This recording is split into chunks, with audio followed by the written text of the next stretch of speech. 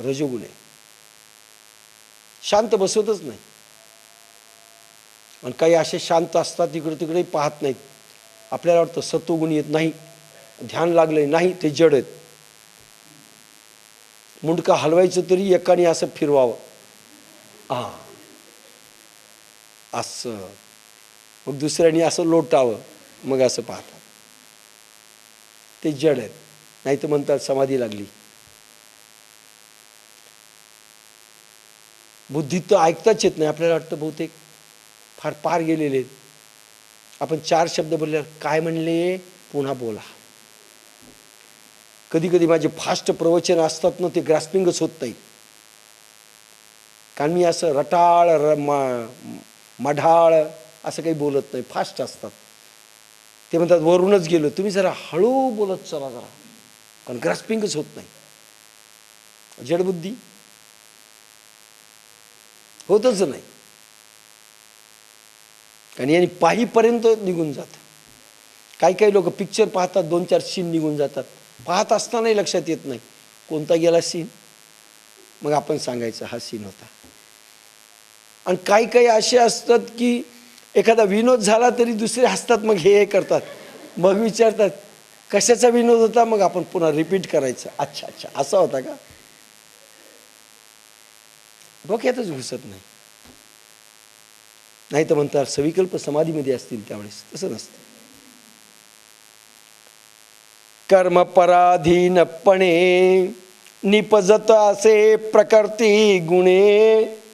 जसा प्रकृतीचा, रक्तरंगाचा, रक्त परमाणूंचा भाव असेल, तमोगुण, रजोगुण, सत्वगुण, तशी प्रकृती इंद्रियामधून प्रगट करत असते. काही लोक बळजबरी रोखतात. आजकाल मला राग येत नाही, पण मधून मधून येतो. हे पार रक्तातूनच ते गेलं पाहिजे. एक महाराज होते, महाराज नाही, एक नारायण नावाचा माणूस होता. संन्यासी झाला,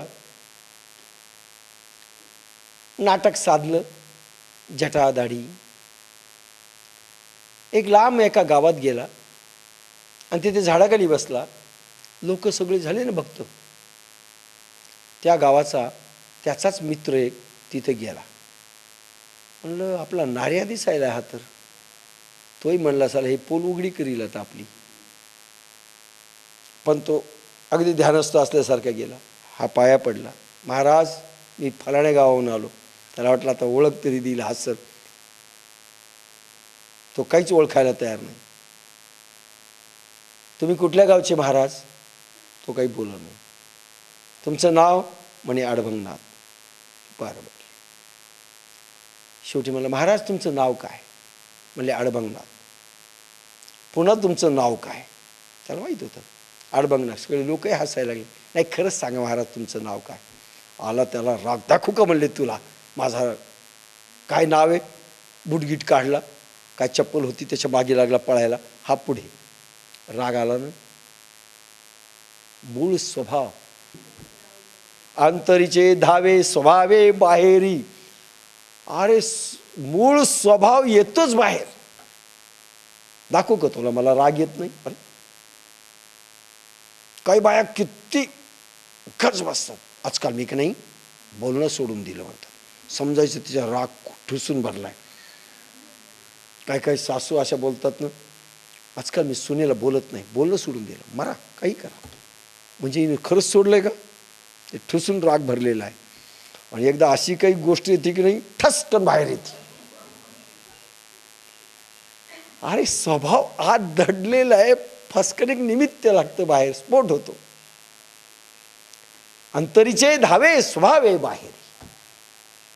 कारण प्रकृती ज्या गुणांनी वेष्टीत असेल, तुम्ही दाबल्याने दबत नाही. इंद्रियांचा पूर्ण स्वभाव बदलला पाहिजे.